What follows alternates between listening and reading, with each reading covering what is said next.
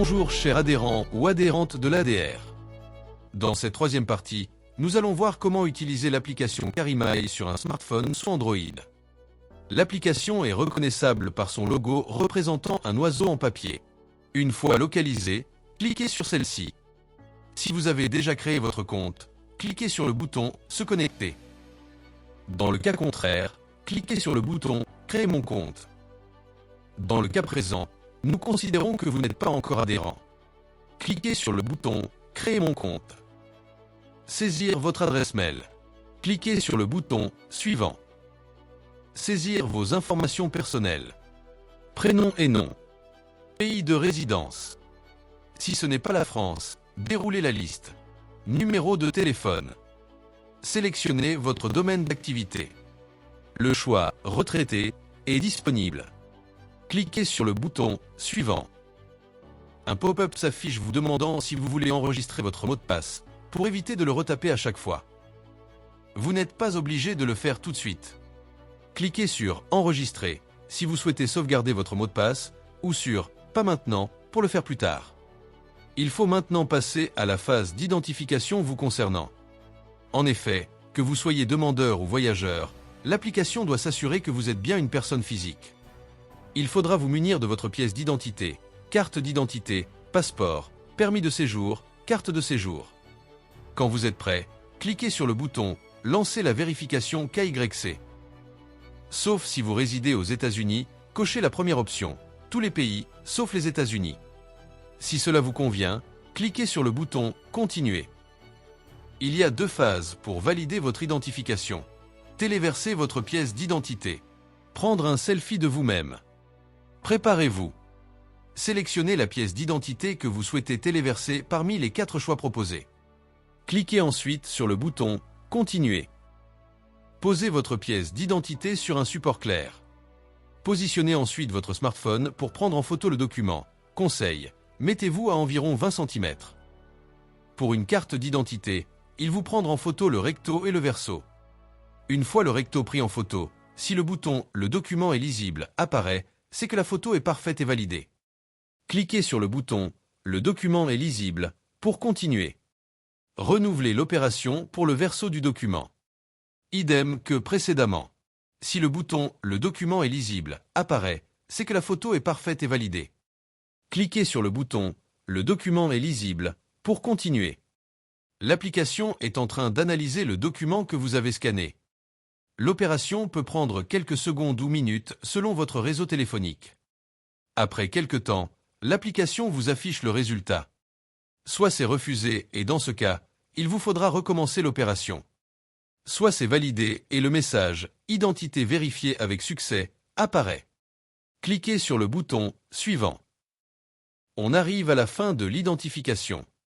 Cochez la case « Je reconnais que j'ai lu et accepté les conditions générales d'utilisation ». Et voilà! Votre inscription est maintenant validée. Cliquez sur le bouton « OK ». Une fois votre inscription validée, vous pouvez maintenant vous identifier pour vous connecter. Saisir votre mail ainsi que votre mot de passe. Si vous ne l'avez pas déjà fait, vous devez finaliser votre inscription grâce au mail reçu. Vérifiez votre boîte mail. Vous devriez y trouver un mail de ce type.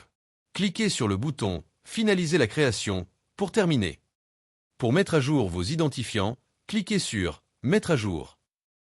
Si vous souhaitez faire transporter un colis ou document, cliquez sur « Envoyer ». Si vous souhaitez être la personne qui transportera le colis, cliquez sur « Transporter ». Saisir les informations nécessaires. Sélectionnez le mode de remise. Remise en main propre. Envoyé depuis un site de commerce. Acheté par le voyageur. Saisir le lieu de départ du colis ou document. Saisir la destination du colis ou document. Quand vous commencez à saisir le nom de la ville, automatiquement l'application vous propose des choix. Cliquez sur le bon. Idem pour la destination. Après la saisie des villes et le mode de remise, cliquez sur le bouton « Suivant ». Sélectionnez maintenant une catégorie du colis à envoyer. En cliquant sur « Sélectionner une catégorie », une liste s'affiche. Sélectionnez le type de colis. Nommez maintenant votre article. Dans notre exemple, nous saisirons « Passeport ». Scrollez vers le bas. Vous devez maintenant insérer du colis ou du document que vous comptez envoyer.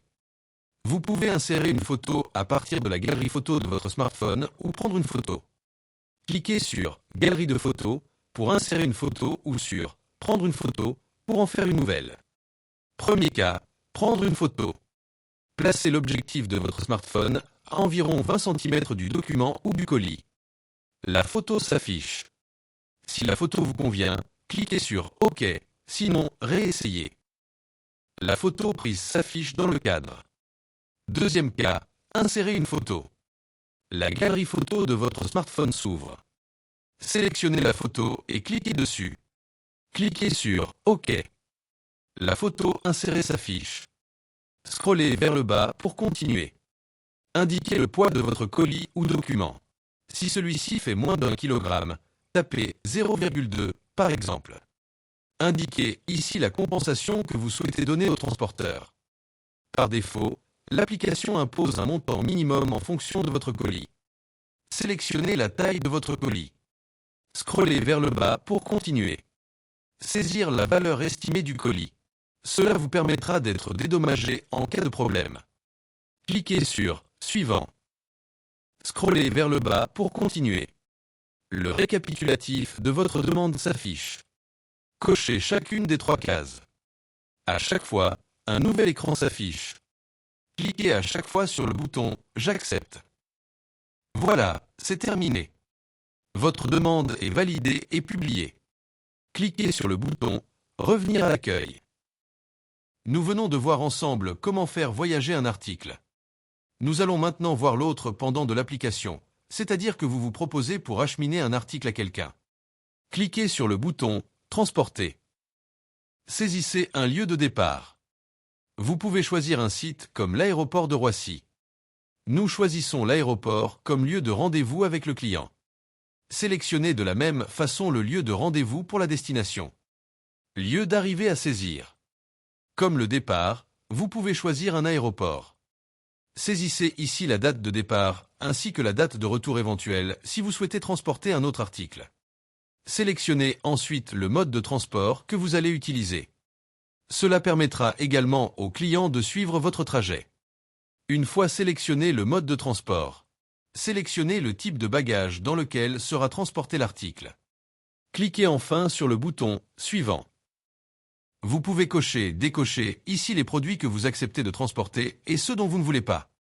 Cliquez ensuite sur le bouton « Suivant ». Un petit récapitulatif s'affiche. En tant que transporteur, vous devez créer un compte Strip pour percevoir votre indemnité. Vous devez cocher les 3 cases. Après avoir coché la première case, un pop-up s'affiche concernant les règles de transport de produits pour autrui que vous devez accepter. Cochez les 2 cases suivantes. Cliquez ensuite sur le bouton « Suivant ». Dès que vous êtes prêt, cliquez sur le bouton « Configurer mon compte ». Saisir votre mail. Cliquez sur le bouton « Continuer ».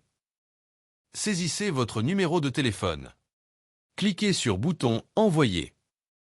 Vous allez recevoir un SMS avec un code.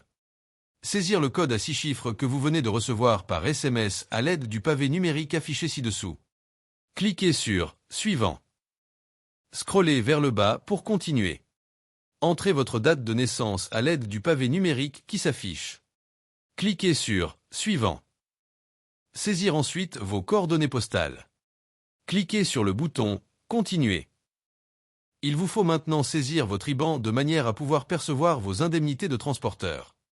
Confirmez-le, ceci dans le but de vérifier que vous n'êtes pas un robot. Une fois l'IBAN saisi et confirmé, cliquez sur le bouton « Continuer ».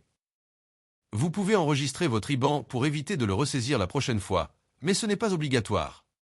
Cliquez sur le bouton « Enregistrer » pour sauvegarder votre IBAN ou cliquez sur le bouton « Non, merci ». Scrollez vers le bas pour continuer. Cliquez sur le bouton « Confirmer ». Une fois votre compte Strip créé, un pop-up s'affiche. Cliquez sur le bouton « OK ». Après avoir publié votre voyage, celui-ci s'affiche. Les demandeurs verront également votre publication et vous contacteront. Cliquez sur le bouton « Revenir à l'accueil ». Si vous avez renseigné le voyage retour, il s'affichera également ici. Si vous avez d'autres voyages à publier, cliquez sur le signe plus. Et voilà! Vous savez maintenant créer un besoin ou un voyage sur l'application Karemi sur Android. C'est la fin de cette troisième partie. Dans la quatrième et dernière partie, nous allons voir comment utiliser l'application Karemi sur un smartphone iPhone.